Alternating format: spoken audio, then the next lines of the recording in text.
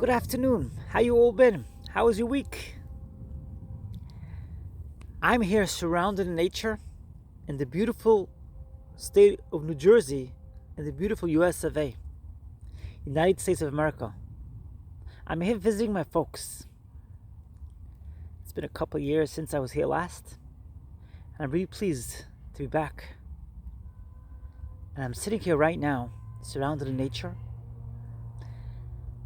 and I'm enjoying the peace all around me, the peace that's surrounding me.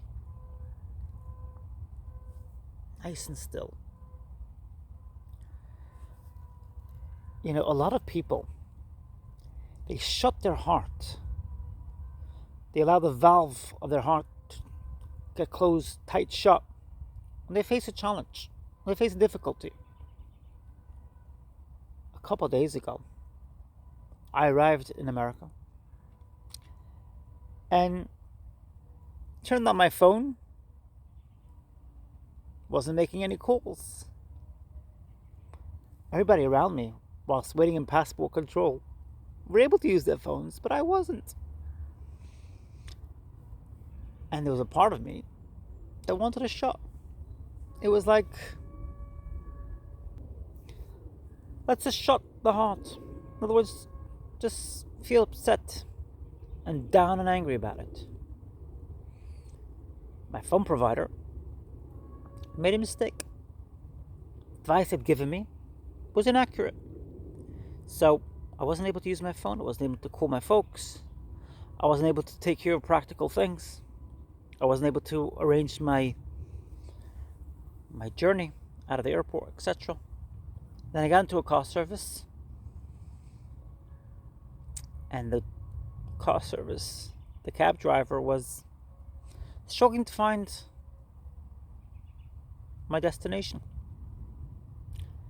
He was getting angry, he was cursing, and he said, "I can't believe this."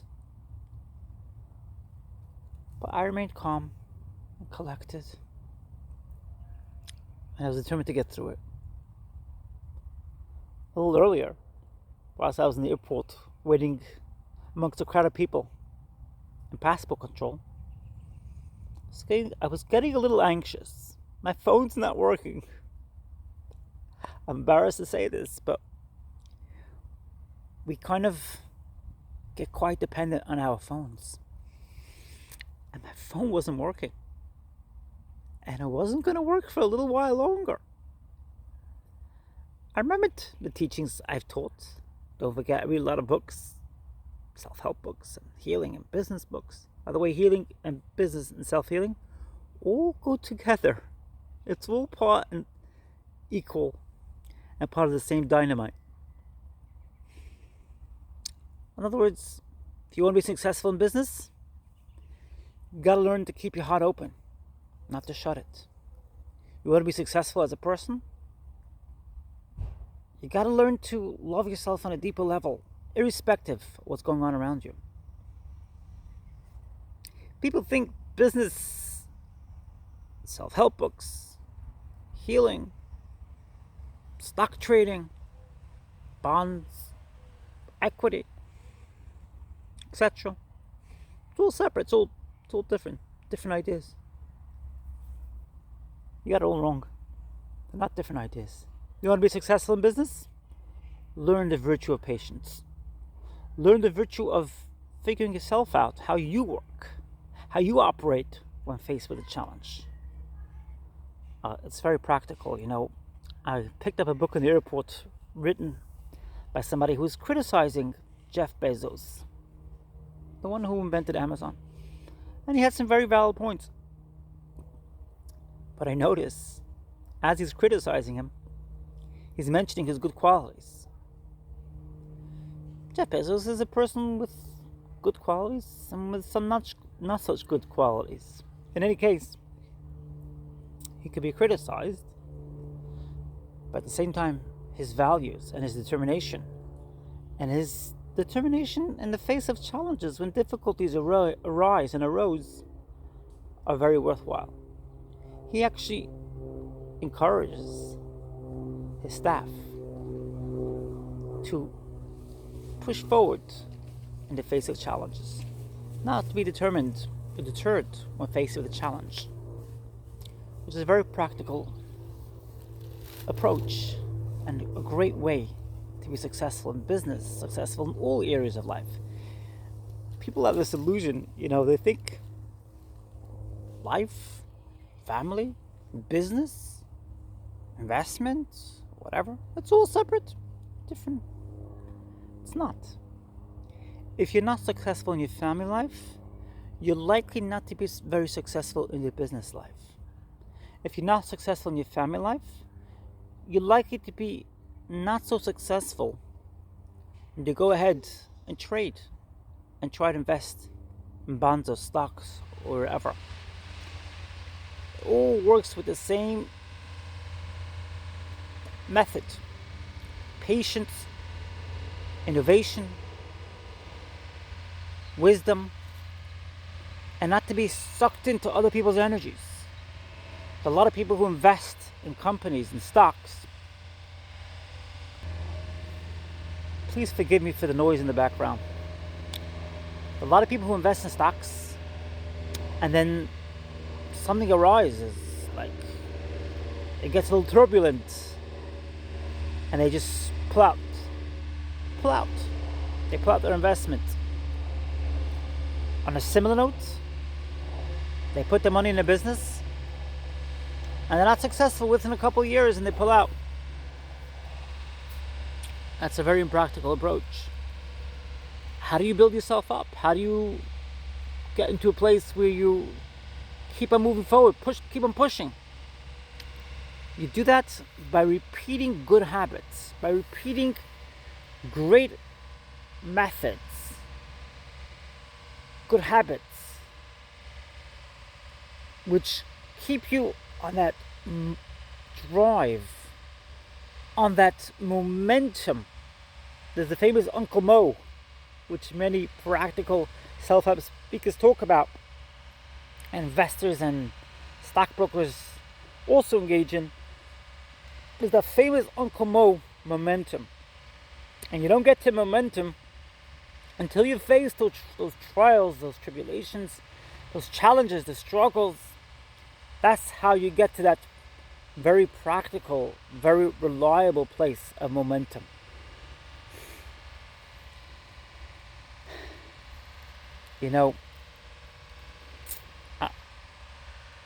I wouldn't say I was always a person who had great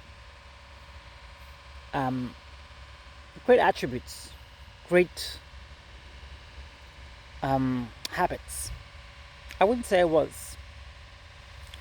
But as I read, and I read now close to 15 books a day, obviously not so much whilst I'm on vacation now. By the way, I'm on vacation, but no vacation from YouTube. You'll be seeing me every single week. I'm on a 3-week vacation. You'll be seeing me every single week on YouTube. This week here in New Jersey, next week in Florida, and the following week in Michigan. I'm not taking vacation from you. I'm committed, I'm devoted to this amazing project of giving you tips and ideas moving forward. Just thought I'd point that out. So I'm picking up great skills and great talents as I go along and as I read these amazing books. Equally worth noting that whilst handling and dealing with people, I'm becoming less and less affected by other people.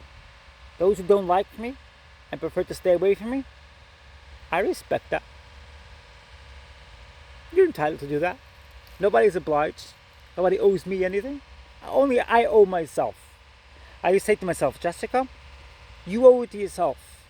Somebody else, they owe it to their set of rules, their methods of doing things. Let them do what they have to do. If they don't like you, if they reject you, let them go on loving themselves. If that's the result of it, they go on loving themselves better, all the merrier. That's great. That's the best approach to have in life. And I get these amazing attributes and virtues by following on with what I do. I read from close to 15 books a day. I'm on a flight, and the guy sitting next to me must have thought I'm insane. I'm pulling out one book after another book after another book after another book. I don't know what he thought of me. He didn't comment, so I guess he didn't think I was too crazy. But I pull out one book after another, and I'm very pleased for it. I'm investing in myself. When you invest in yourself, you build yourself up to a higher plateau. When you invest in yourself and you care less about what other people think of you, you expect much less from other people. You only expect from yourself. And life is so much more pleasant thereafter. It's when we have expectations from others. We want their rules to be like our rules. We want them to like us, to appreciate, to value us. Then we suffer problems when their set of rules are not ready to accept us. When their set of rules tells them to reject us and to dislike us. And I picked this up for the amazing things I do. Getting back to point, I was on the plane, reading one book after another. And I remembered at one point I said to myself, Jessica, didn't you ask your seat neighbor? I call them on the flight, I call them seat neighbors, for lack of a better word. Didn't you ask your seat neighbor if the Wi-Fi is working? Do you not care if Wi-Fi is working on the plane or not? I didn't care. I had so many books to read, and by the way, I had an amazing backpack, which allowed me to store those books with about 6 different compartments, which was amazing. And I'm like, no, I don't care. I don't need Wi-Fi. I'm on the plane, I'm here to take care of myself. And I did that. By the way, I got an upgrade. Everything in life goes well and smoothly, and you see some pleasant surprises when you take care of yourself. Nonetheless, I had some challenges. I got to the airport and my phone wasn't working. My phone provider hadn't given me the right information as to how to turn on the phone and get it to work. Okay, I dealt with that. I wouldn't say I dealt with that in the most respectable of manners, but pretty good compared to the way I would have handled it in the past. And when I got into the car service a short while later in taxi, and he was cursing away and saying I can't believe what's happening, because he was supposed to be taking me to my destination, but he kept on going back to the hotel. And for some reason, he couldn't get to the destination right away. And he was cursing away, and I'm calm and collected. Sorry about the noise, by the way. I was calm and collected, and I allowed it to pass. And I even said to him, may God give you lots of love and help you through your day. Because he was like, oh, I'm just going home and I messed up my day. It's terrible. You'll have a story to tell. I was like, don't worry. It'll be fine. I didn't even make a fuss when he told me how much it cost. So it cost me a little extra. I was there to support somebody, to be nice to somebody, to help him learn the virtue of patience. What do I have to lose? I don't mind paying for that. It's worth it. Practical, isn't it? In any case, build yourself up. Believe in yourself. Cherish yourself. Value yourself. And be less dependent on other people's approval. And no, it doesn't happen overnight. And I'm not in a perfect place myself yet. But I could see the dividends are paying off. I could see it. I'm less worried or concerned about what other people think of me. And when sometimes I fall, I get to forgive myself and pick myself up much quicker than I used to in the past. Invest in yourself. Repeat these new habits, which are good for you, which are practical, and you'll see the amazing results thereafter. You know, yesterday was a beautiful festival of Purim, and I dressed up as a rabbi, as an Orthodox Hasidic rabbi. I was wearing the fur hat. I don't know if you heard of these fur hats, they're called shtreimels. And I got my side locks coming out on the sides. And I actually put it out on Facebook, and I got more likes than usual. I think some people may have liked it because they thought it really could have pushed boundaries a little bit with gender as well. But I'm not bothered about that. That's fine by me. In any case, it was a way of describing to people the idea of Purim, which is all about surviving in the face of a challenge, in the face of tyranny. The Jewish people, as I said last week, were on a very difficult and challenging trajectory. They faced annihilation and persecution. And if it wasn't for if it wasn't for leaders who were calm and collected and looked to the future with belief, they wouldn't have survived.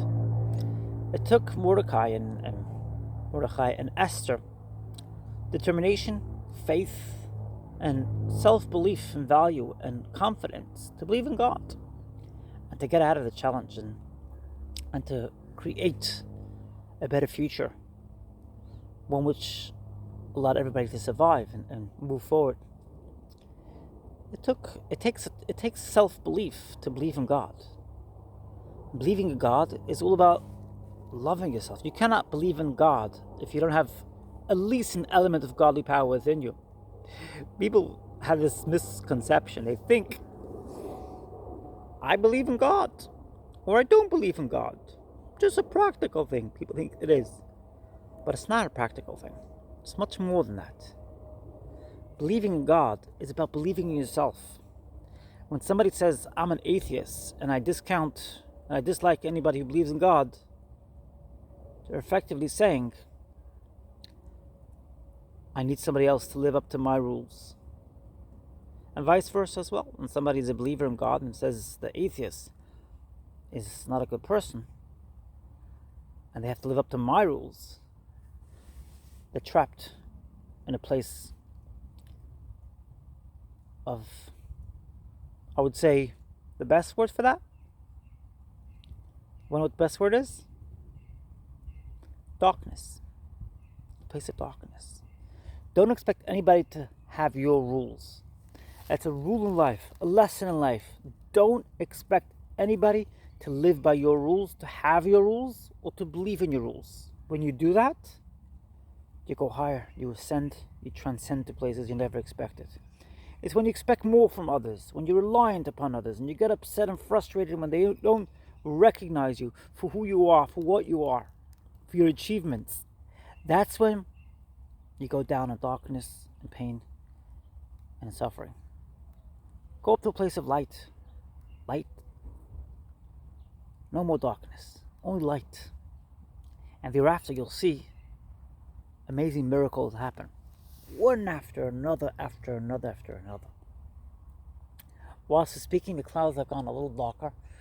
In other words, the clouds are covering up the sun a little bit, which is great. Because sometimes you face a challenge and you could close your heart as you face that challenge. Don't worry about it. You made a mistake, you closed your heart. Don't worry about that.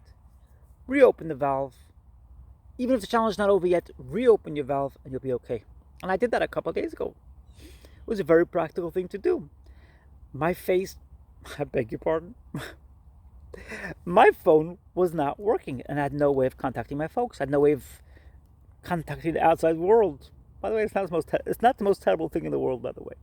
A better respite, more time to read, more time to go deeper within, more vertical. But I'll admit, I wasn't going there. I was upset. I was anxious. Everybody's using the phone. I can't use my phone. I went there for a little bit. Didn't last. These things don't last when you've built yourself up to such a great place. Of course, you're going to get hits and you're going to go back into that place for a short time. You go right back up to your practical and ideal place which you built yourself up within. On an equal note, before I traveled, there was a lot of trials and tribulations. COVID vaccines which you had to show in the airport, and COVID-19 tests you had to take, and it wasn't simple, it wasn't so straightforward, and there was a part of me which was very anxious and was worried. But a small voice in my head said to me, Jessica, you'll be fine. You'll be perfectly fine. Just remain calm. And that helped me get through it. And by the way, I got to the airport. I once got asked about it. Whereas when I got to America, actually here in America, nobody asked me about my vaccines. Nobody asked me about the attestation forms, which officially you have to fill out. Nobody asked me nothing. All these fears, worries, and nervousnesses.